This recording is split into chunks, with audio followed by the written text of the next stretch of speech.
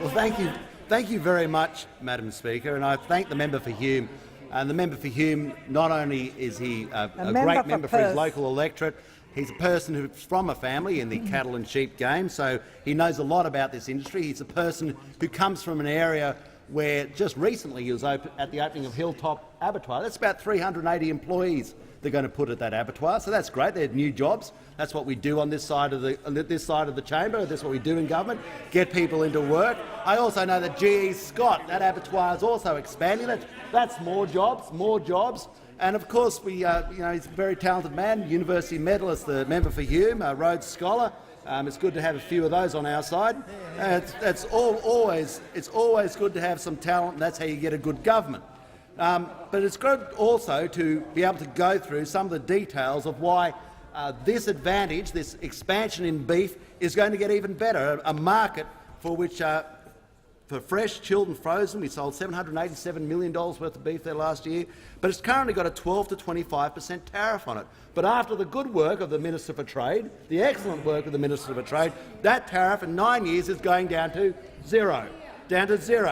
And in sheep meat, for which we had $446 million worth of sales last year under a coalition government, that tariff, it's currently got a 12 to 23% tariff, and that tariff after 8 years is going down to zero.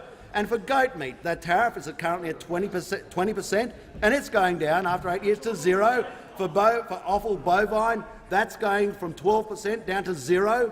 For offal for sheep and goat meat, that's also going down to zero. We're actually reducing these tariffs, and this is going to bring an explosion in further exports into one of our major markets.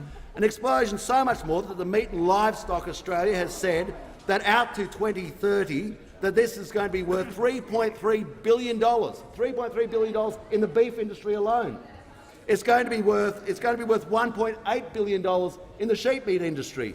The National Farmers Federation said this agreement is an outstanding achievement that will build on Australia's important trading future. But what does the Shadow Minister for Agriculture say? But there can be no doubt, this is the Shadow Minister for Agriculture, this is the alternate government. There can be no doubt that the benefits are overstated.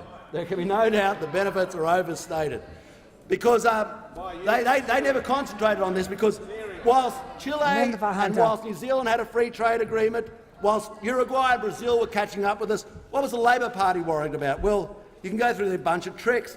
They had the Citizens' Assembly of 150 people. Remember that, because they didn't believe in their own government. They had a population policy without a population target. And now they're piece de resistance. They couldn't organise a free trade agreement. They couldn't organise Peter Smith to be the Speaker of the House. That was another brilliant piece of work. And it's quite obvious that— Minister's time.